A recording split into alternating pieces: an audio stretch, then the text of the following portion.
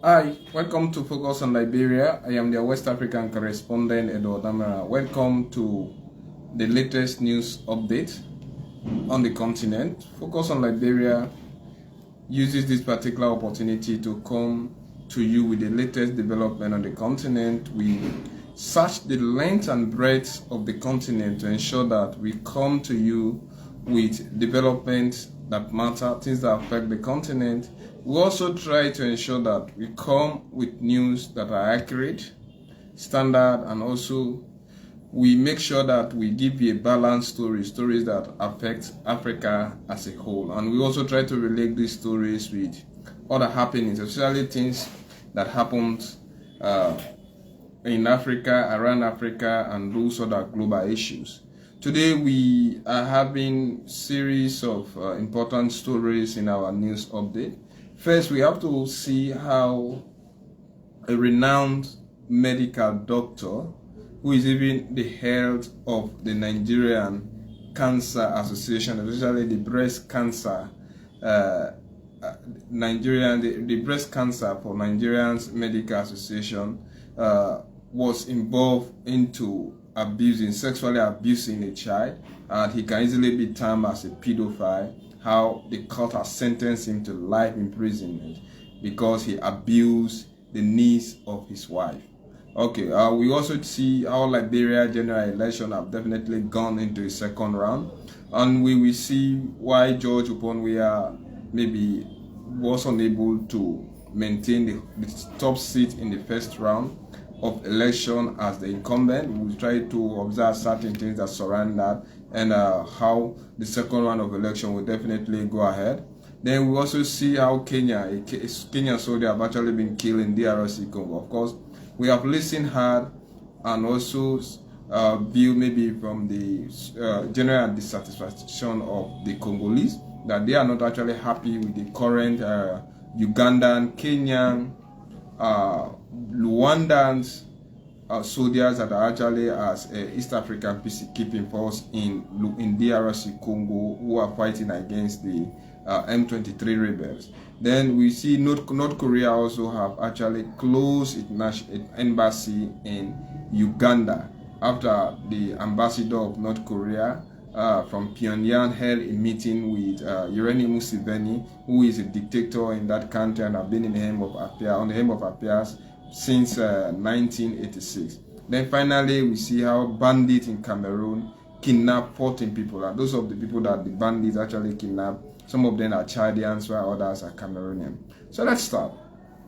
A renowned doctor in Nigeria was sentenced to life imprisonment by the country judiciary system because he was involved into sexually abusing the wife of the niece of his daughter, of his wife, who is the girl is now 18, and he has been abusing her over the past 3 years. Purportedly, she was around 15 years old. According to the police report, the wife, pieces of evidence from the wife, who stood as a witness against this person, then two family relatives, including the police and the driver of this so-called doctor. He has actually been involved into abusing this girl sexually over the past 3 years, and he threatened the young girl not to ever disclose the relationship between him and her, or else it will result into him killing him. And watching at how a very renowned doctor like that, socially connected, then humanitarily he is strong, then you can understand that he has been maybe involved into a crime with an innocent soul. And that girl actually left from her relatives. She came to stay with the family, and that was the time this doctor involved into sexually abusing the young innocent girl. Olufemi Olaleye now has been sentenced to life imprisonment, and he actually pleaded for the child to be dropped against his person. According to this so-called doctor, Olufemi Olaleye, he said his wife has the intention to unscrupulously claim the property that he has amassed over the years, And the best way that his wife can do such thing is to label an allegation against a person, which will definitely send him into life imprisonment. But the judge found the case so implicating against this person, and according to the judge, the pieces of evidence submitted against this Optima Cancer doctor, he's actually the founder of the CEO, that is the chief executive officer of that Optima Cancer Association in Nigeria. The allegations that we have found against this person, we are so implicating, and the judge decided that such thing like that cannot go unpunished. The lawyer actually argued that since this man is a first-time offender, I think the judge should temper justice with mercy by at least giving him some amount of years in prison instead of him going to life imprisonment.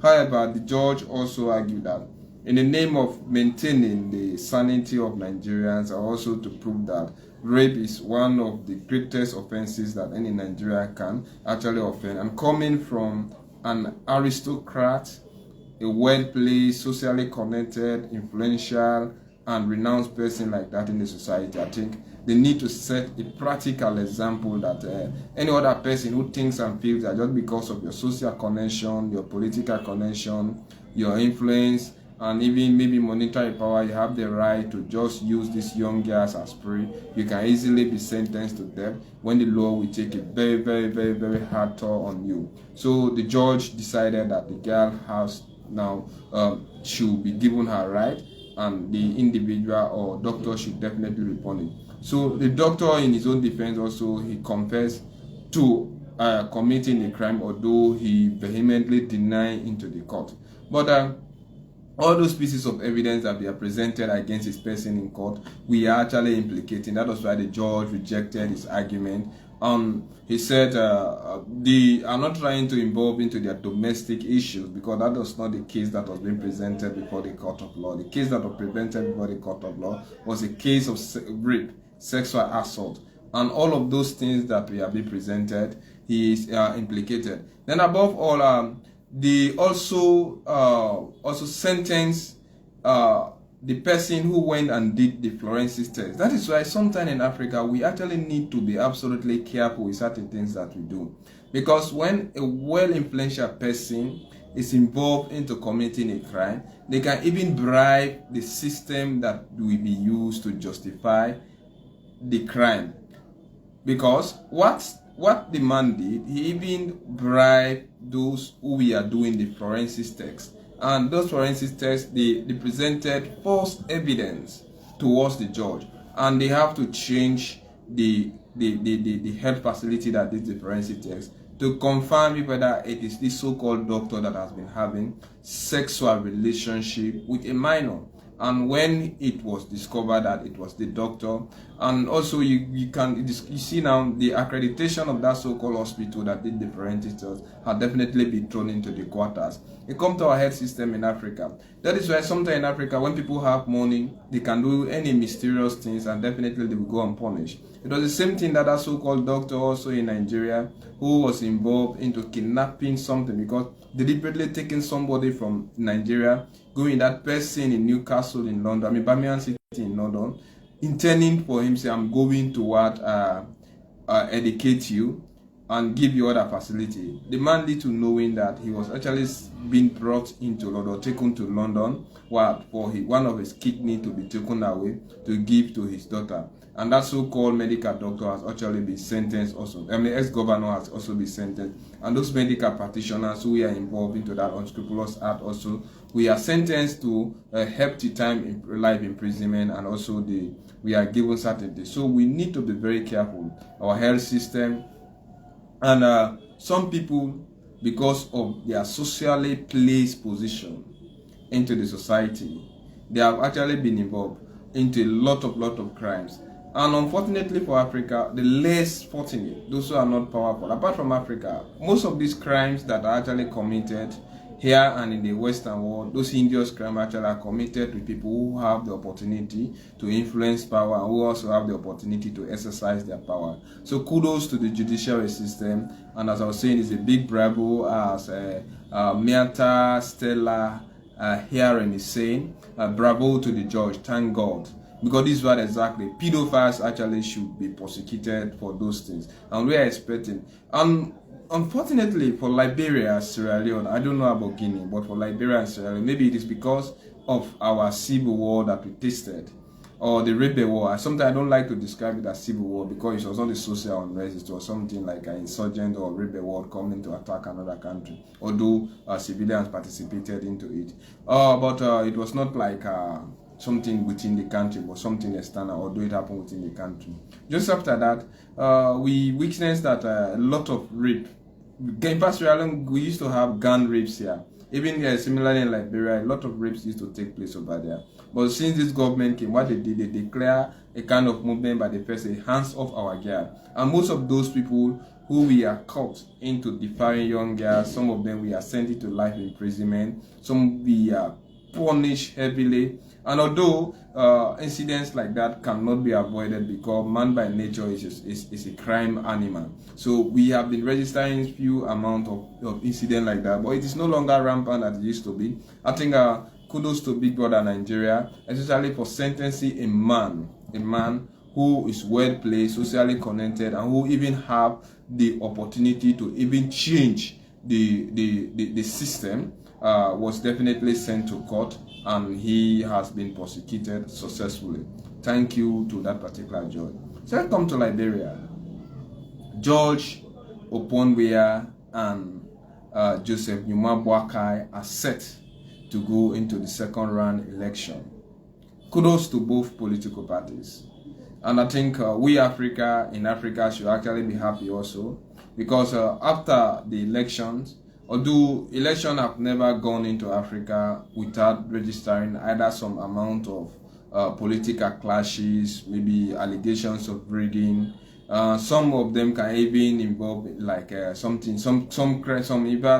violence committed in certain elections can even result to the loss of lives and property.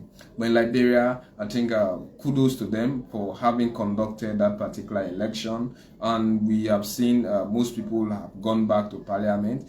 Some of them have gone back to the Senate, while others have successfully lost their position. Others also successfully won their own position. Some people register spectacular failures, while some people register spectacular successes. Because all of those things, it depends on your work and maybe the reward of your hard work within the society. They can easily reward you. Now we are now seeing, I think the Liberian election, kudos to Davida. She did a very, very good job, because when you see how the election results we have been trickling, some African countries, we have seen that, let us just be honest then, some African countries, election result can easily change overnight to favor either the opposition or the ruling party, depending on who has the power to influence that particular election. In the Liberian system, we witness maybe a credible dispensation of result. Everybody has their own opinion. I agree with that. But even based on international observers, their presentation, they said the elections were credible, although some incidences were being reported, but that cannot actually affect the general outcome of the result. Even those areas where, like in Montserrat, Grand Cape County, and also Nimba County, where they register some amount of malpractices, and some, like I think was it in Montserrat also, and Grand Cape County, where some people, some elections result we are being recounted or voting took place, we are reconducted by that to ensure that they have a satisfactory result. But in the nutshell, those things did not affect the result or the outcome of the result. First, we need to congratulate the National Electoral Commission of Liberia, because we are actually afraid, because in Africa we have seen that an opposition may be leading during the day. Overnight, those election results can easily be turned over in favoring one party, which sometimes result to a lot of political crisis. We saw that in Kenya, how I'm not saying the election results we are overturned, but when results we have been declared in the name of one political party, we saw clashes and whatsoever. At the end of the day, people lost their life. And we have been seeing a lot of foul play, look like Nigeria. Just after the election result, we saw maybe litigations against the president-elect, and even people we are crying down for whatsoever. But congratulations to Liberia, and congratulations to Liberians, because I can say they conducted themselves peacefully and the elections we are held under a free and fair atmosphere, basically based on all what we have seen into Liberia. People we are disgruntled, and I think the result actually speak for themselves, and it's a true reflection of what Liberians what are thinking about their ruling party and also the opposition. Now going to the second round, unfortunately, no candidate apart from the top two, that is the UP and the CDC, no candidate did not even get more than 3% or up to 3%, which maybe you cannot, maybe from that own point of view, we can understand that apart from the two leading candidates, there is no kingmaker among the other political parties. Meaning, one party cannot say this person came to with substantial amount of votes, so meaning I have to bank my support on him. So it means it has not given both the opposition, led by Joseph Boakai and George Weah, the incumbent, huge tax, a very peculiar one, because they have to they have to really battle. They have to convince the Liberians, and they have to even go after most of those opposition leaders, like the independent candidate, because I think 18 House of Representative members came from the independent candidate, which is arguably good, and that even tells us that most of those so-called opposition parties who came from renowned, or opposition representative who came from renowned political parties, did not perform to the expectation of the people. And I think our dissatisfaction should be reflected in the ballot boxes. It shouldn't be reflected in community violence, because Liberia as a whole is poorly developed, poor infrastructure. The education system is not good to be hammered home. You talk about water system or health and whatsoever thing. There is no good road network, poor water system. I'm talking about there is no enough pure good drinking water into Liberia. Thinking about how Liberia have enough water resources. Then you think about you think about food is a problem. Electronically, Liberia is so poor. Educationally, it's nothing good, as I said initially, to be driven home. And all of those things should definitely come into play. And when you watch at it holistically, Liberians understand themselves and the system. And they should also understand that when you want to elect a president, you are going to form a system. And George Weah is still asking for time. According to him, he invested into education, invested into light, he invested into infrastructure, and he changed the system. The George, why the so-called or the opposition leader is still saying no, he wants to rescue Liberia from an appalling system of governance. But he is 78, and George Weah in his 50s. So we are watching at this system, but it's not a matter of age, because we have seen an aged person who is in Nigeria ruling. In fact, when you watch at African leaders, majority of them are actually advanced in age. But we are watching at product here. We are watching where we cannot consider George Weah to be a youth, but it's just like a kind of confrontation or a political fray between somebody a bit younger and against the aged. And the election is actually due to take place on November the 14th. And we will see how Davida we definitely we definitely go ahead to conduct this particular election. And Mr. Boakai definitely did a hard job compared to what he did in 2017. I think this is an accolade, and we all can see that he fought a very hard battle against the 57-year-old former football international star. And that also tells us that maybe politics is quite different from football.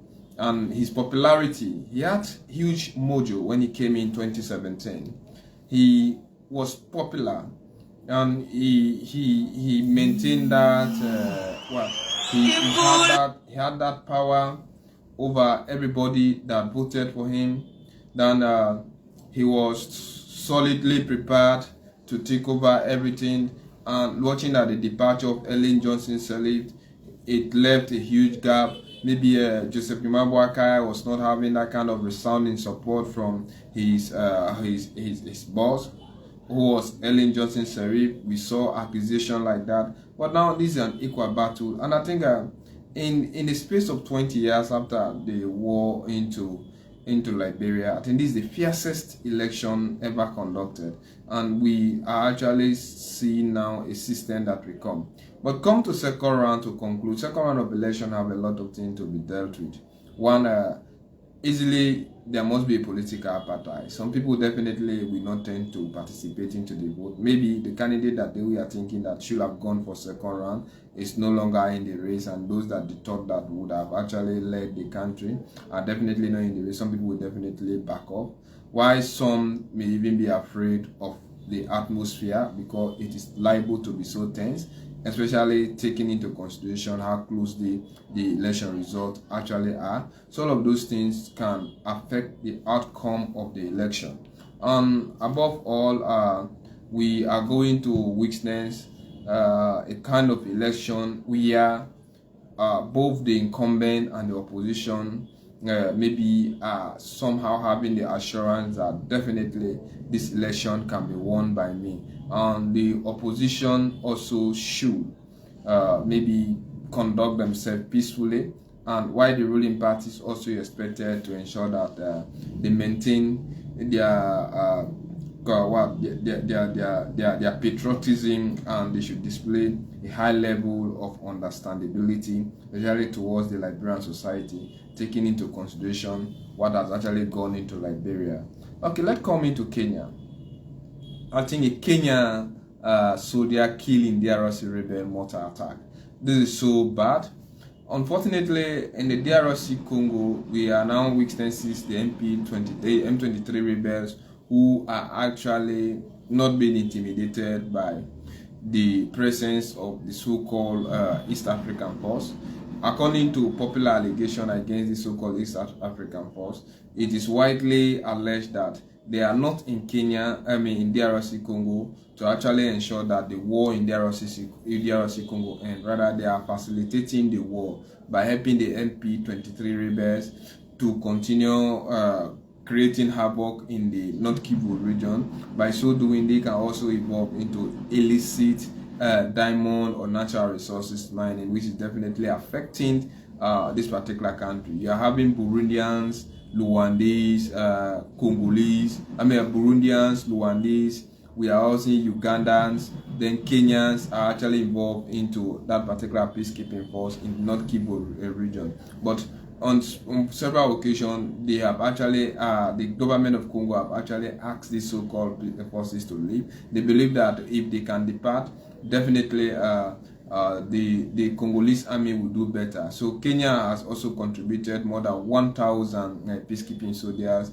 to the particular mission, and most of those troops are coming from Uganda, South Sudan, Burundi, Rwanda. But on several occasions, accusations have been trailed against their person. So this is what usually happens. Even in Liberia and Sierra Leone, we all saw, heard, and listened some of these allegations that we have been leveled against peacekeepers, especially like the ECOMO. Maybe this is not the kind of new thing that some of them actually can even be involved into other petty crimes as compared to what have been alleged. And when the country have diamonds or the other natural resources, you see sometimes these peacekeepers, they are also as poor as we are. They can easily be involved into things that may exacerbate the situation instead of coming down with the situation and try to pacify it. So that is why they are asking that they should leave. And today we have now witnessed how such case like that have been maybe one person has definitely lost his life, and maybe people are definitely afraid not to see the situation escalate into another thing.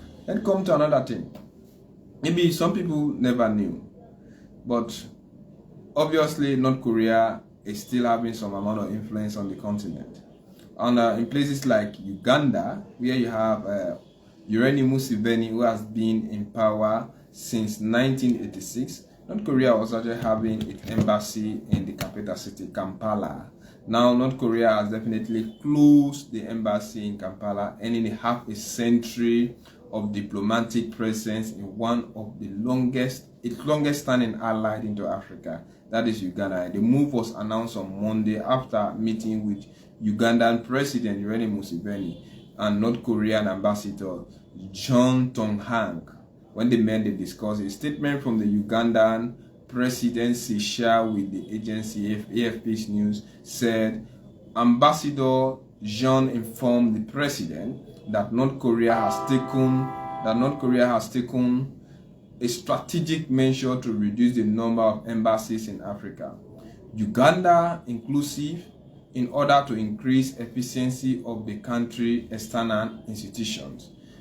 Then they are also wishing that they will definitely maintain their relationship with North Korea for one or two things. But when it comes now to the maintenance of the embassy, they are saying they have to reduce their cost of spending. So we don't really know. When you watch at this situation, there is a possibility that we all know how North Korea is when it comes to their problems, or what the problem that North Korea is having in terms of finance.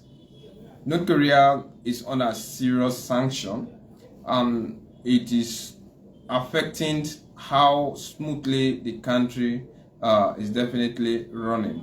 And when we are now observing situations like sanction, then some people we are even claiming that North Korea is partly sponsoring the war into Ukraine by supporting the Russian revolutionary regime to wage war on the embassy. Unfortunately, they are denying that they are not definitely involved into it. Of course, Kim Jong-un is saying no, but they are actually accusing the government in Pyongyang that they are actually responsible for that.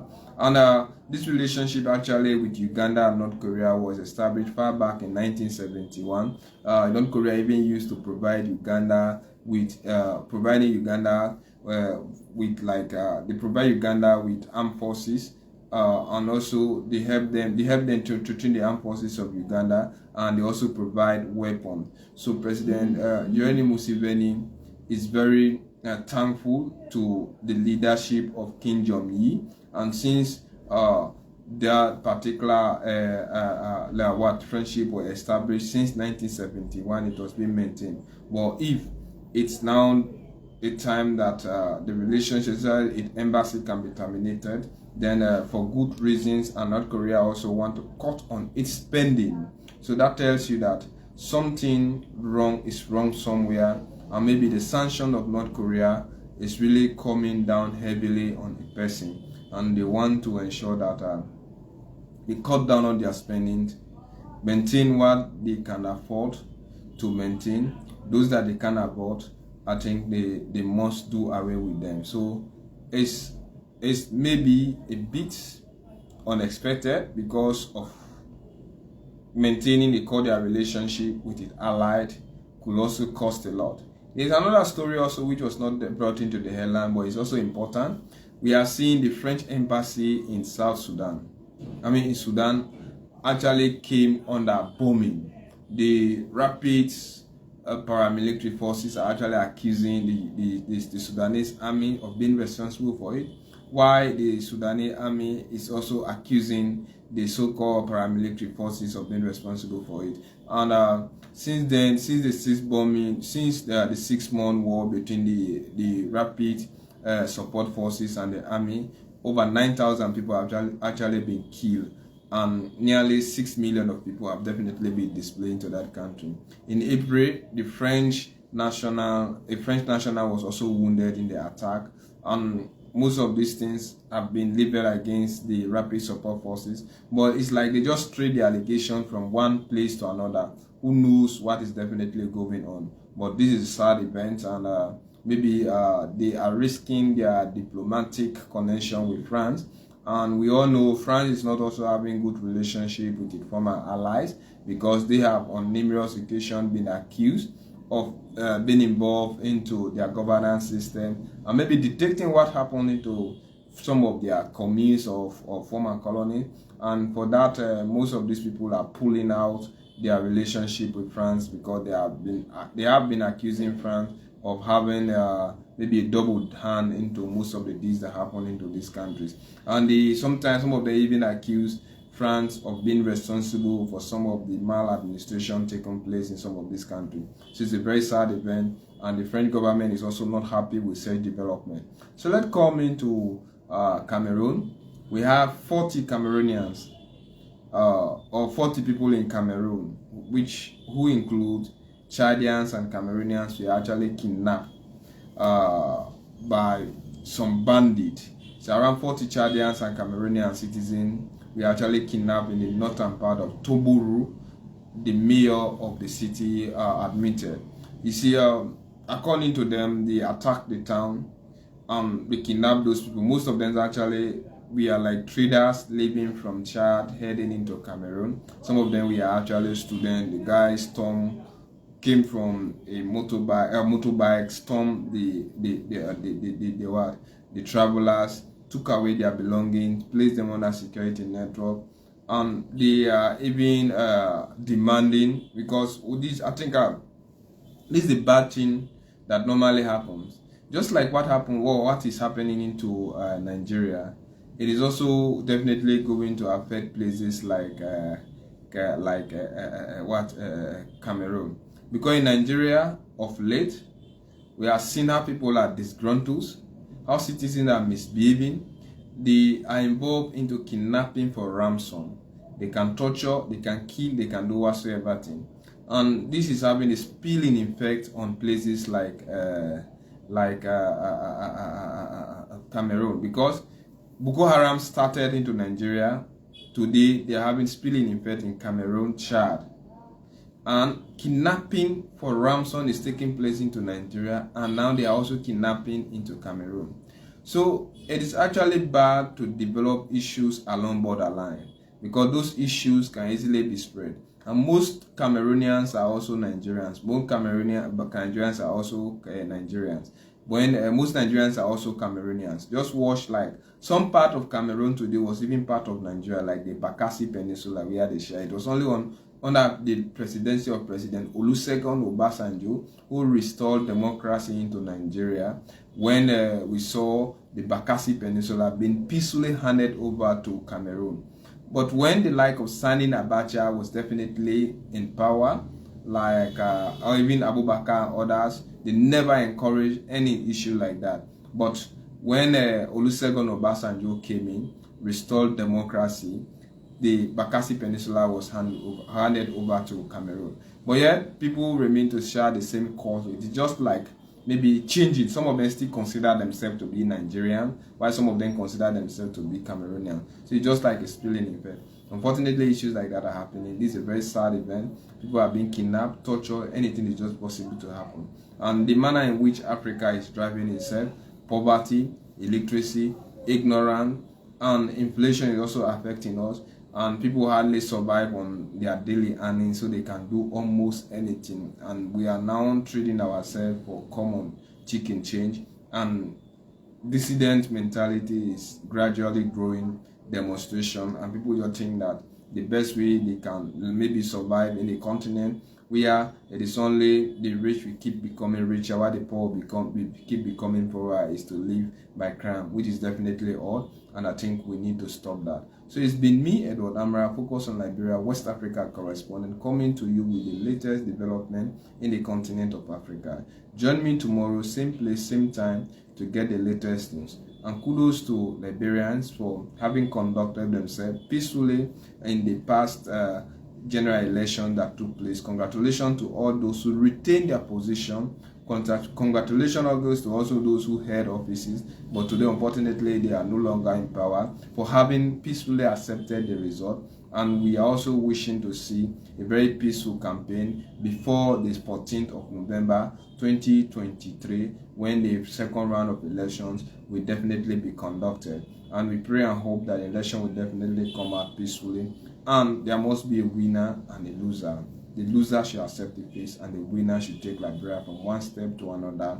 George Weah is saying, let him be given more time so that he can continue his policy, while Joseph Boakai is saying, they need to rescue Liberia from a very appalling system which did not create anything good. Thanks. It's been me, Edward Amara, once more focus on Liberia, West African correspondent. Join me tomorrow, same time, same place. Stay tuned.